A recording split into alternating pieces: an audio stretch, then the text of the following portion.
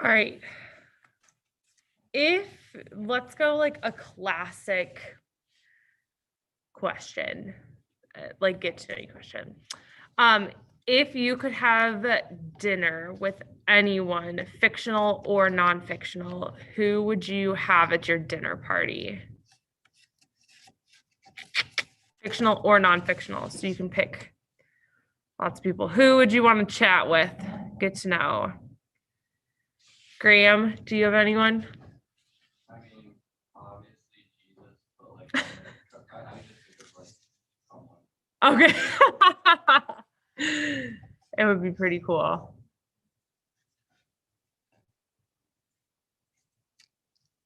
Do you want me to come back to you? Maybe someone like Albert Einstein or someone like Ooh. just to like see how they like articulate. That would be cool. To kind of like get in their head a little bit. That would be really cool. I like that. I'd be interested to see Albert Einstein and Jesus talk too. Like just listen in on their conversation too. That would be cool. Hunter.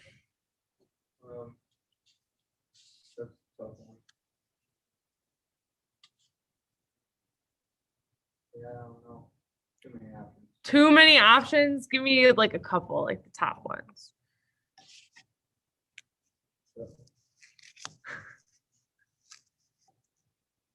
Probably like feel like people would just have some Beatles. The Beatles, that would be sick. It'd be weird, but I think it'd just be interesting to see what's going through their head when they made that music. Totally. You know, it's a little older. And then maybe you could have a concert. Like, and it wouldn't play, but it's interesting. But it'd be interesting. That's fair. Cool. Love it. Wanda.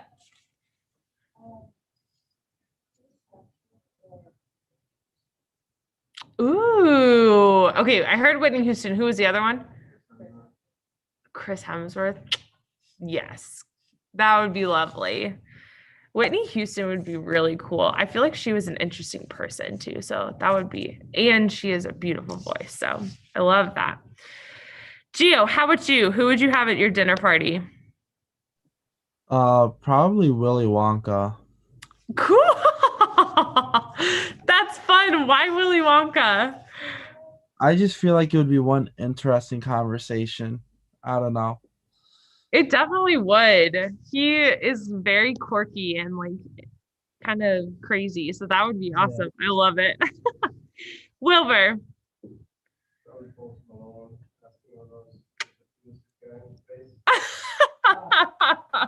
That is like the question that is pressing on you the most. It's true.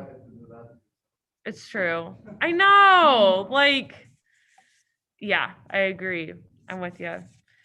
I guess it's good that he's in the music industry because I feel like that's a little bit more acceptable in the music industry, but crazy. And Garrison.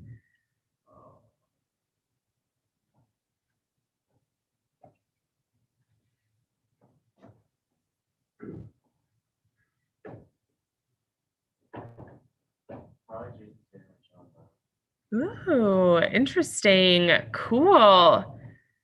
What do they do? For the Celtics? Oh, that's a good team. Love it. What would you ask them?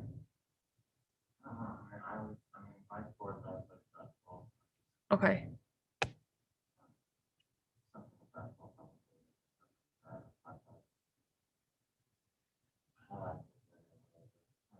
That would be sweet.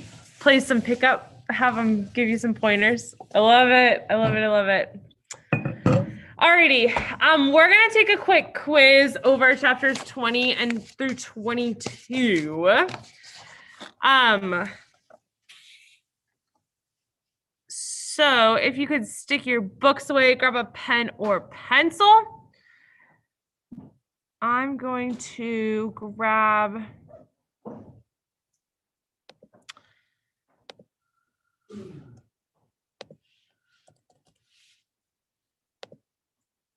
dun, dun, dun, dun.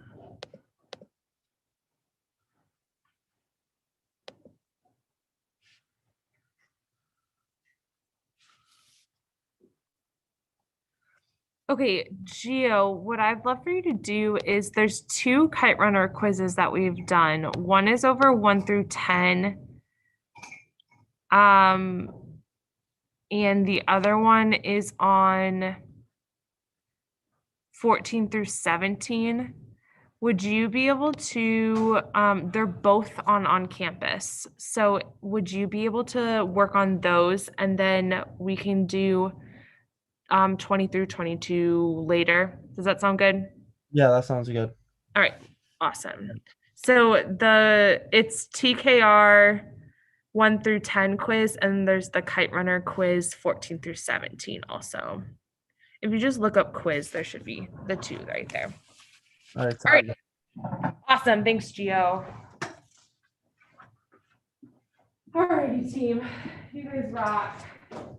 There is a back. There's 10 questions, so I'll have those. Roll with, and then when you're done, you can come put it up on the table up there.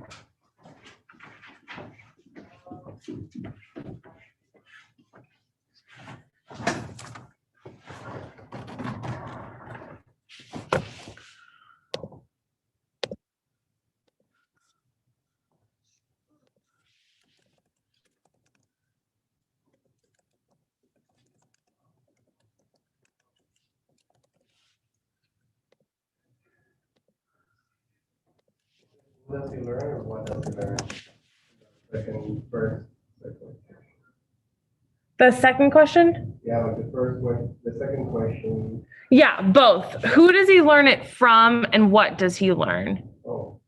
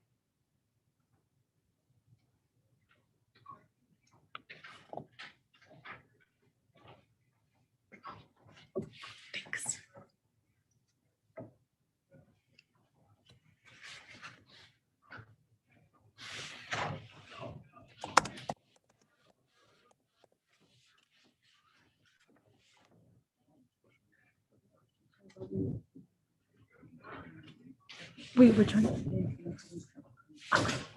Sounds good. Thanks.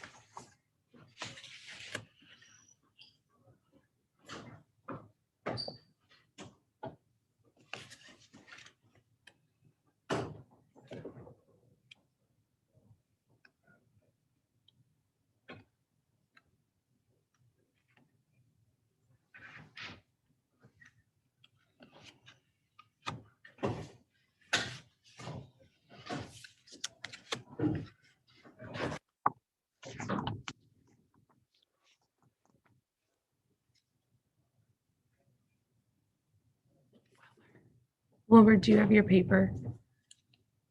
Wilbur, do you have your paper? Yeah. Okay, I'll take it when you're done.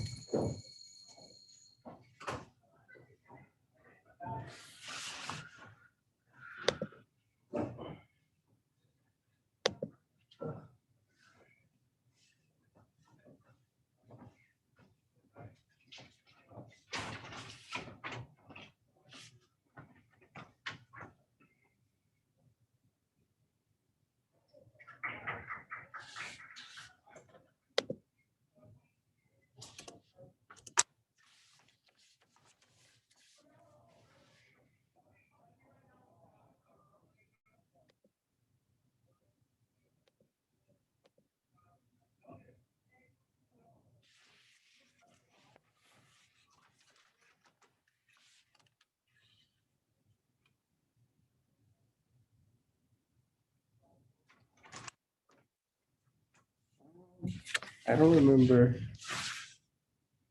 Like after Amir comes into the town Kabul, I don't remember like after he met with that professor and they talked about like his mother and gave him the advice to like not look at the guards in the eyes because they were looking for a reason to punish other people. I don't know if I fell asleep, but I seriously. But yeah, I'll just leave it like that All because right, that's okay. uh, Thanks.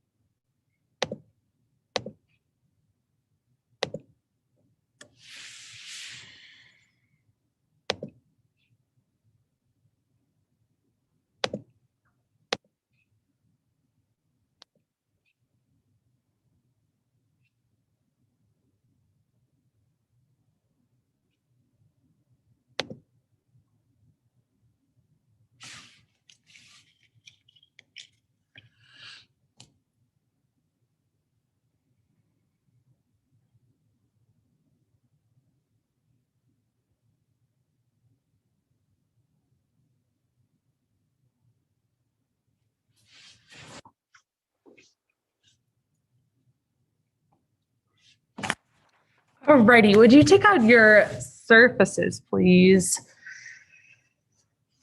Love it. You did it.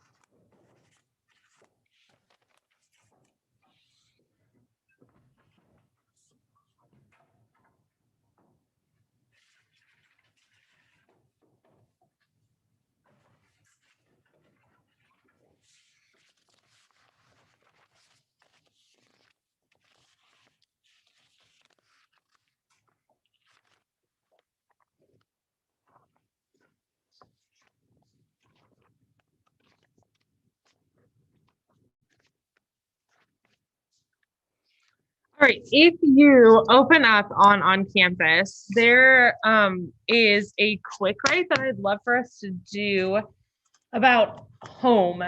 So something that happens in chapter 20 and 21 is that Amir is able to travel back to his house that he grew up in and see kind of all the drastic changes that Afghanistan has undergone. I want us to discuss what kind of the impact of time and this concept of what home is and how having home change over time affects us. So if you go to this time writing, I'm just going to or this quick write, I'm just going to give you a couple minutes to dump all your thought out onto the page. I'd love it if you gave some thoughtful response and then we'll talk about what you responded with and kind of what you came up with and the craziness that kind of undergoes in the rest of the chapters. So I think it's called the Kite Runner quick write. Are you seeing it? Let me see. I might not have published it yet. Aha. All right, refresh and see if it is. It's TKR quick write home.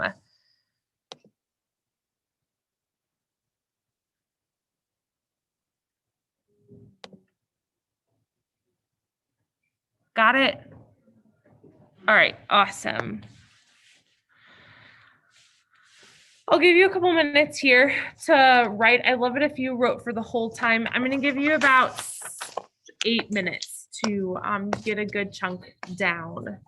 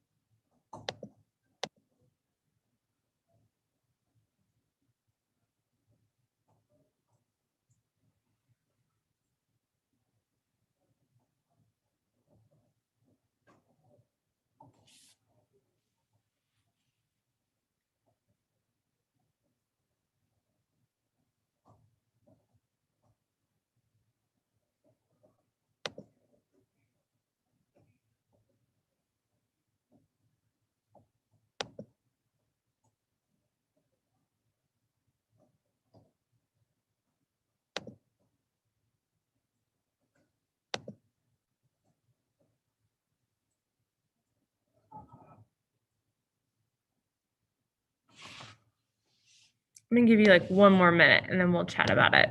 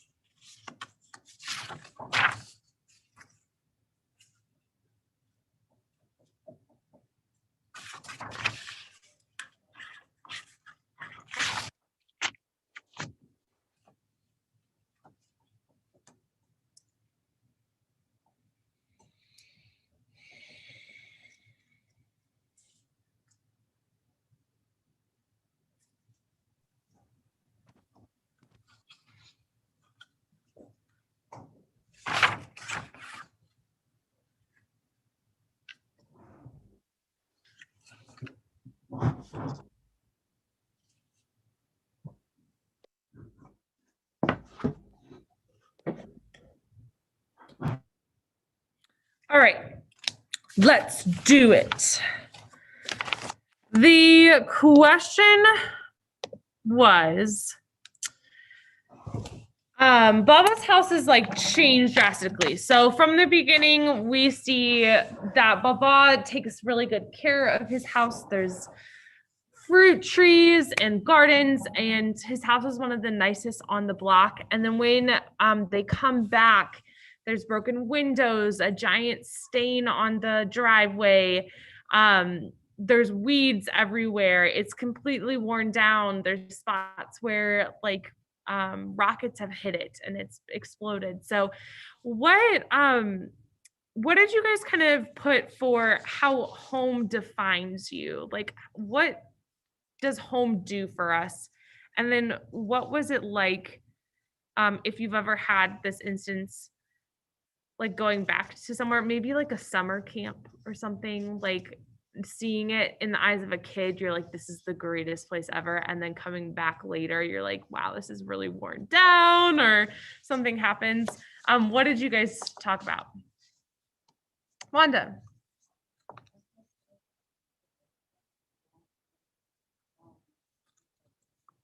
Nice. I love that. I think that sense of belonging is so, so true, right? It like gives you somewhere to physically go, and is often tied with that community of family then too. I love it. Did you have a place that you knew of?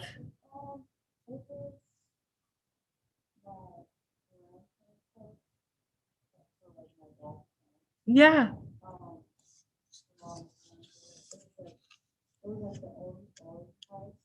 Yeah.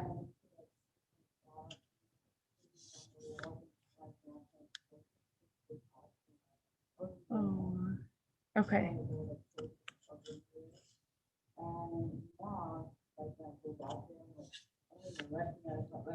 Really? Okay. Okay. Okay. It's just totally different. I like that it's orange too. That's awesome. And then now other places are orange. They picked up on the trend of the I love it. That's so cool. How about either Graham or Garrison?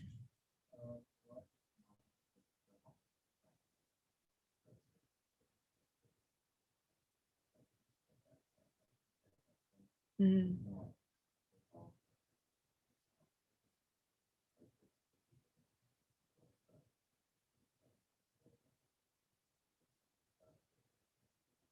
Yeah.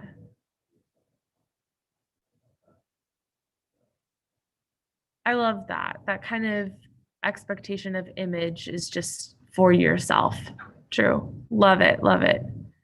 Graham, would you put? I kind of talked about like when you're younger, like there's so many like little like milestones you hit when you're at your house, and like that family dynamic in your home, like really you kind of take a lot of things you learn when you're younger to like older. And then like I think the reason why we see it like smaller or worse later is because like when we're younger, like everything seems huge to us. And then we have like these really pivotal milestones that like we connect to like these huge grand places. And Yeah. when you go back, you're like, wait, this is actually that big. I remember it to be like. But I just think like a lot of the like things you learn like on how to like conduct yourself and stuff happen in the house. And then like you bring whatever you learn in your home environment like later on, like grow up. Oh, so true, right? That whole concept of it's like this safe spot to learn things so that when you go out into the world, you like are more equipped for life too. I love that. Yeah, and how people's imaginations, right?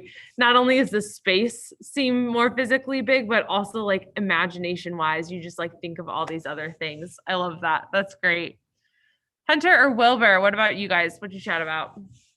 Basically, I wrote about the home is where everything starts. Basically, how you act, who you are, your personality, and also not just physical building, but other people around. If that's not set up well, then it'll be difficult to like to act up well. Yeah. And I feel like we have really good family start. So I think that's why he was able to not just stay up for kind of just take care of now after you realize that.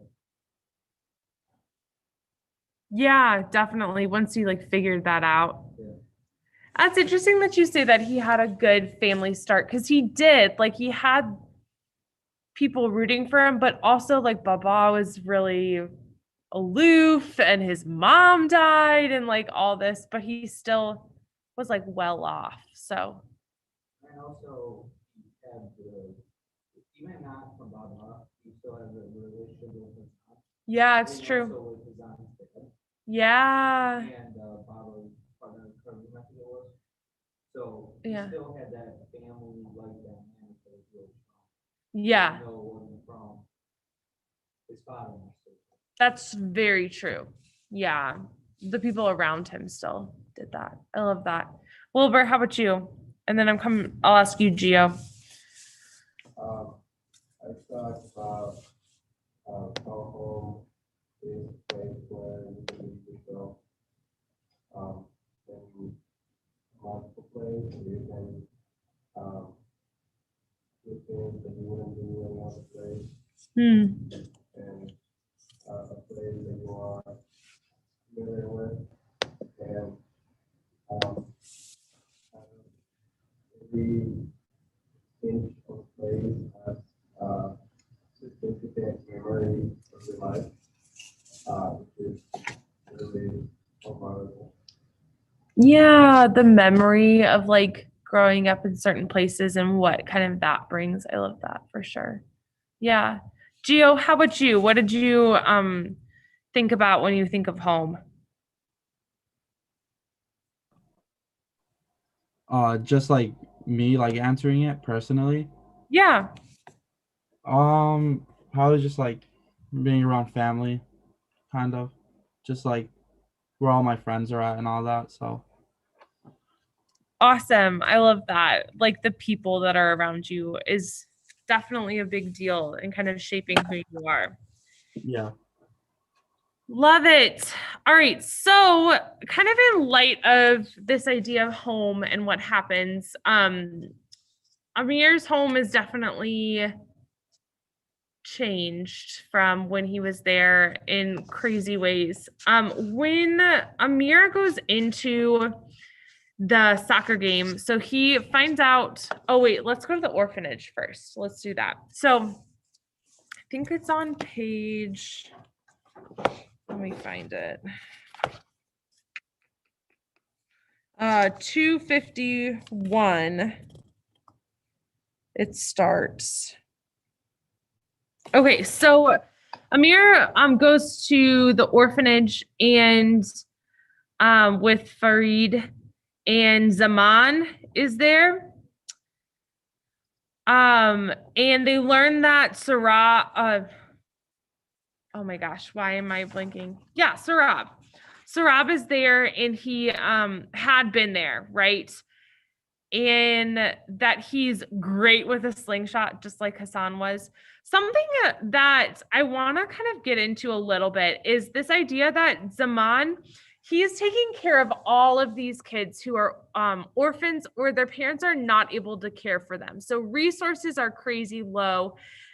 He is responsible for all of these people. And something that Farid beats him up for, like literally jumps over the table for, is the fact that when the Taliban came, they will give him money in order for them to take a child.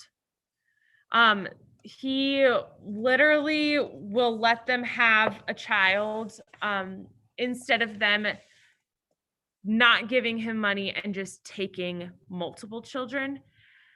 Do you think he's justified in this? Do you think that it's okay for him to do this, or like is he working with kind of like the best of a bad situation? Like what do you think there's other ways to handle this? I think he's honestly in the basically double-edged sword situation. Because either way, he's, I'm not saying either way is right, but Yeah. I don't know what to do in that situation. Yeah, it's like, do you hide a Jewish family in your house? Like thinking of the Holocaust too, that kind of those like morally ambiguous kind of things where to Yeah. there. But It's okay, go for it. The way I was thinking with that though, at least with the Holocaust, there's ways around that. Yeah. You don't always know that you bad people. That's true. That's very true. Which they're both really bad in that sense. Like, Yeah. I'm sure the Holocaust was a little bit worse, Mm-hmm. but still, I think that it's a lose-lose situation. It So I is. think that makes it a little bit, well, extremely difficult. Yeah, definitely. Graham. I don't really think you have a choice, like, especially when you're working with the child. Mm-hmm. Even though they kind of like give him a choice, like I bet you when they're there, like it's kind of like more like they just put the money down and take the kid. Like I think it would be hard if I was put in that situation to like go up against the Taliban, because then if you die, then you have every kid pretty much just gonna die as well. Yeah. But like it's a really tough like situation because I don't really think you can do much about it. Yeah. I could see that where like they just throw the money at you and take the kid instead of it being like, yeah, it's pushed upon him still. Do you think he should try to do something about it though? Or I just don't know how much you could really do as one person. yeah. I think it would be difficult to like even, I think receiving money and only losing one kid is probably the best like so like probably the best like deal you can get from them. Out Even of though it's the horrible, like it's yeah. probably the best like situation to put himself and like the rest of the kids in. Sure. When he's stuck there and what's happening. Yeah. If he tried to stand up to him, just decided to fully stand to him, he would be killed more likely.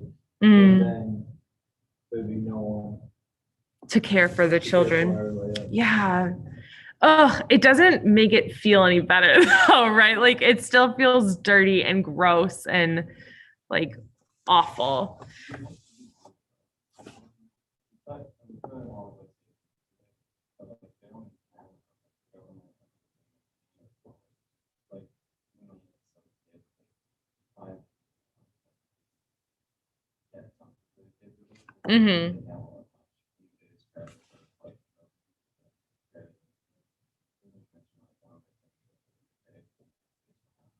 Yeah. probably that's also part of it too. I also think or whatever. Yeah. Sticky, like a sticky situation for it. I could see that too. Definitely. Fareed gets super upset about it though. Like the morality of everything that's happening is just insane. Cause then the whole instance of the soccer game happens. What happens during the halftime? Oh, so there's these two people, this couple who in a red truck get brought to the middle of the stadium where there's two holes. They stick them in the holes and stone them to death. And it's just awful. Like having people watch this also, but the reasoning behind it is so skewed. Like they're accused of adultery, but who knows, right? Like they could have done nothing and not been, and the Taliban could have just taken them and said that that happened because their rules are so strict and so ridiculous that and there's no grace or mercy in any of it. So what did you guys think of and the person who stones them, we find out, is the officer who's actually who? Asef. What did you guys think about that? What were you thinking when you like figured out that it was Asef? Well, makes sense. Yeah. That just seems like him. He likes to be violent. Yeah.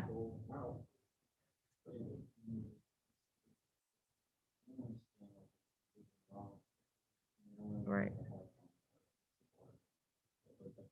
Yeah.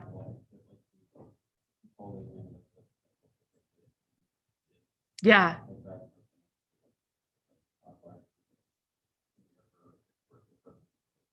Right. So it's like, in a way, it's like, I don't know, it's like,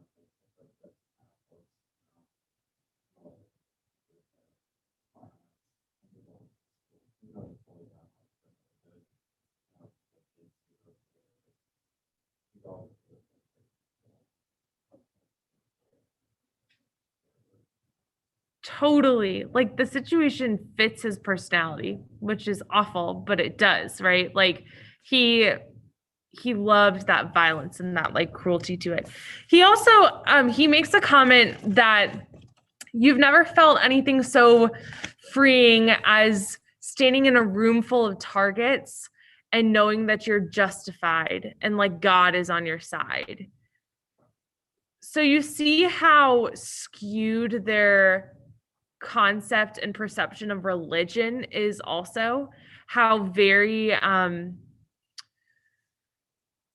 radical and out of context it becomes for them using it as an excuse to do awful, horrible things too. So he kind of gets in there. And then it chapter 22 goes into Amir and Asef kind of getting at it. What happens during that? How does Amir end up getting Sarab in the end?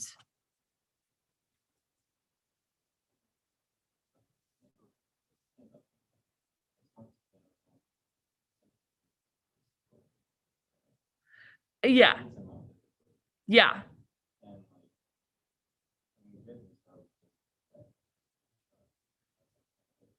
Yeah. Yeah.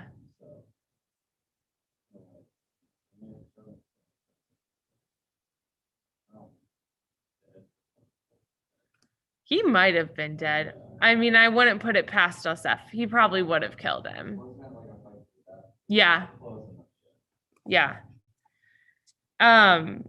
When did you catch when Osef was talking about like his instance of being in jail and the dude his like jailer kept with the steel-toed boots kept kicking him and Osef laughs.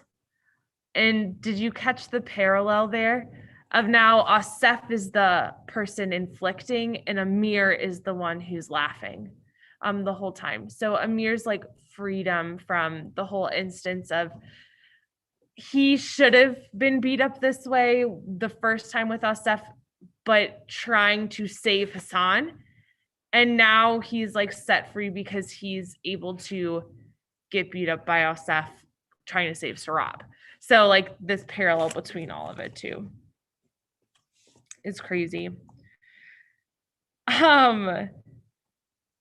What did Asef have also as he's beating him up that he had like originally? The brass knuckles, right? That he like loves to fight with also. So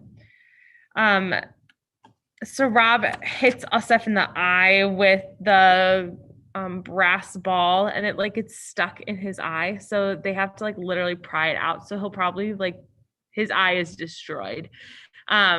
And that's how they get away with it too. So crazy. Okay. The whole point of Amir going to get Sarab and going to kind of grab him and go through all the pain of Asef is for this redemption. Do you think he got it? Like, do you think that getting beat up by Asef is like that redemption for it? What do you think? Is everything like honky-dory now? Everyone's totally good? Lots of people are shaking their heads. Wanda, why are you shaking your head?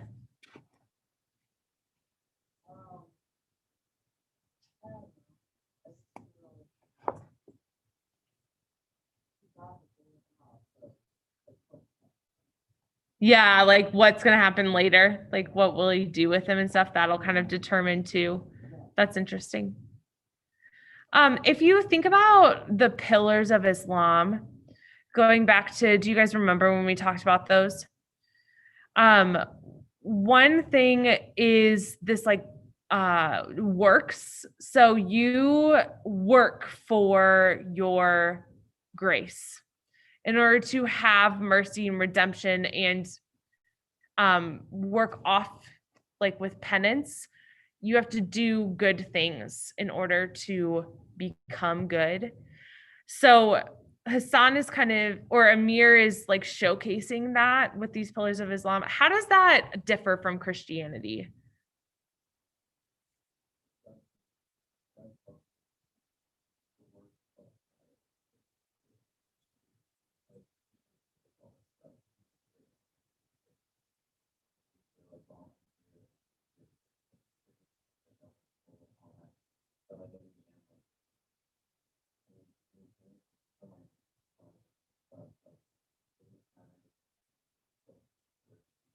Yeah.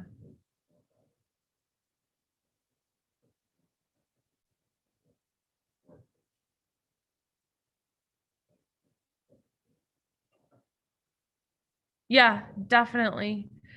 Yeah, Wanda.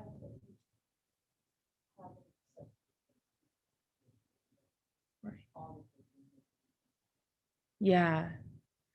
So is doing good worth it? Like if I accept Jesus, am I fine then? Yeah.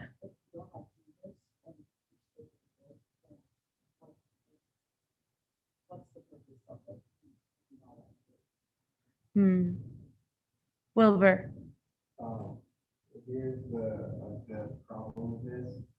As soon as you accept Jesus, it's not because you want to do good things. It's because you accepting Jesus is a transformation of your heart. Yeah. That drives you to do good things. It's not because you declare yourself Christian that you do good things. You do good things because Jesus is in your heart. There are a lot of people that are fake Christians that claim Jesus as their savior, and they do good things, but it doesn't come from their heart, and it doesn't come from the fact that they are Christian. There are other people that do have Christ in their heart, and they just don't have the ability to do good things. You know, they have to learn. But the fact that Jesus is in your heart is what drives you to do good things, not just the fact that you are a good person or something like that. So it's like our word doesn't save us, but the fact that we have chosen Christ as our Savior drives us to do good work. Well said. Definitely. I absolutely agree. Hunter, do you have something to add? Just kind of going off of that too. That's what we're saying. When you have a full change in your heart, full renewing of your mind, you should just naturally want to do good works, not just because you can and that's good. That's all great. But also you do it kind of out of respect for God and how he took the time, sent Jesus, his only son, to save you, but you can never fully repay that. Yeah. You can definitely put his sacrifice to good use while you're here, and just make that continuous effort to do good. Not because you're trying to look good, not because you're trying to just be better than most people or just show yourself as a really good person. Don't get me wrong, those are good things. Yeah.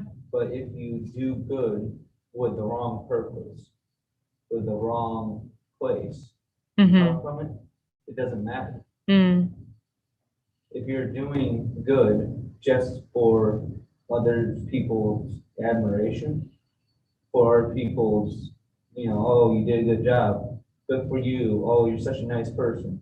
It doesn't matter, really. Right. It's a good thing, but it doesn't matter. If you have God at the center, you're doing it because he saved you, because you are fully changed.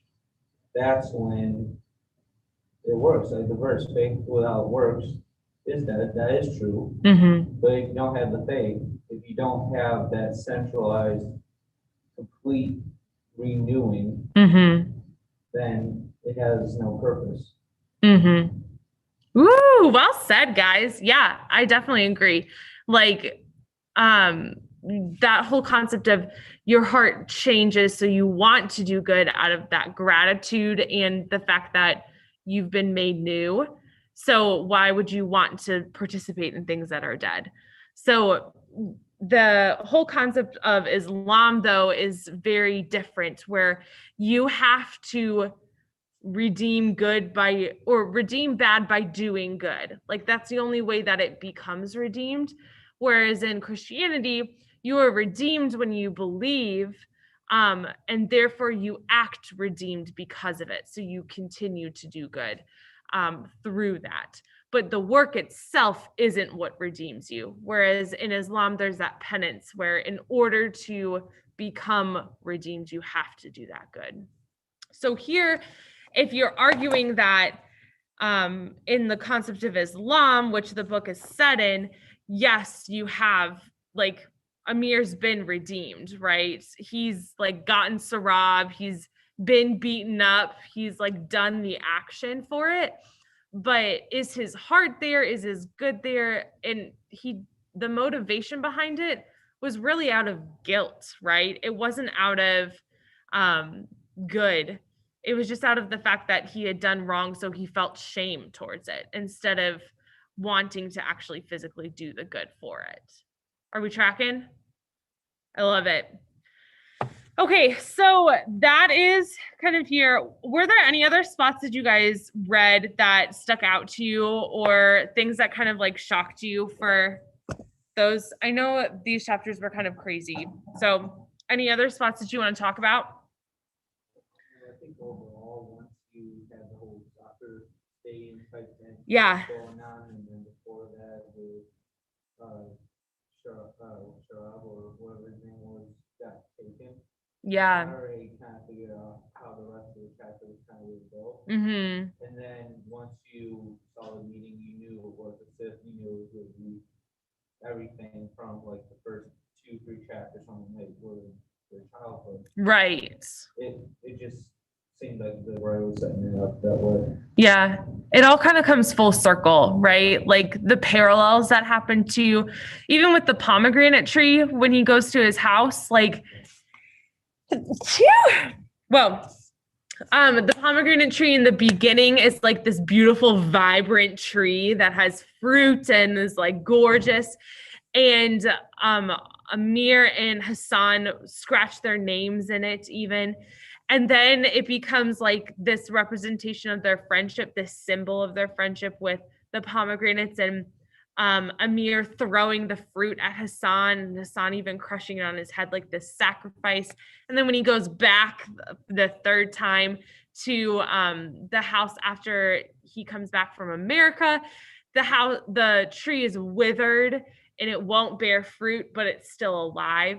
Like the memory of Hassan is still there. He can't change what's going to happen. It's not going to get any better than this, but it's still alive in him. So that like the Hosseini does an awesome job like paralleling multiple times that kind of symbolism and allowing for different things to kind of come back within that. So totally. All right, we have about half an hour left. Because we don't have a whole lot of people here, we're missing a good chunk. I know that we've been reading a lot too, which hopefully that's helpful because I know AP tests are going on and everyone's kind of getting stuff done. So I would like to give us class to read chapter 23, and then your homework is just to read 23 and get caught up. If you know that you have AP test next week, we're finishing the book next week. So if you, there's only 2 more chapters after chapter 23. So we're almost there. If you are able to read ahead if you know that you have a crazy busy week next week. But so this weekend we'll kind of give you some time with that. Sound good? Okay, so chapter 23, and to get kind of caught up if you're still going, you should be able to finish it. So hopefully you won't have any homework, which would be really nice. for the weekend. Do you guys have any questions or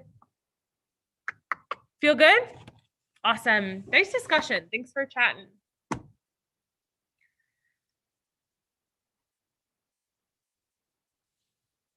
Oh, okay. I will stick some music on for us too. I don't think so. I think we're doing a speech project. So I know, Harrison, I know you're so excited about that.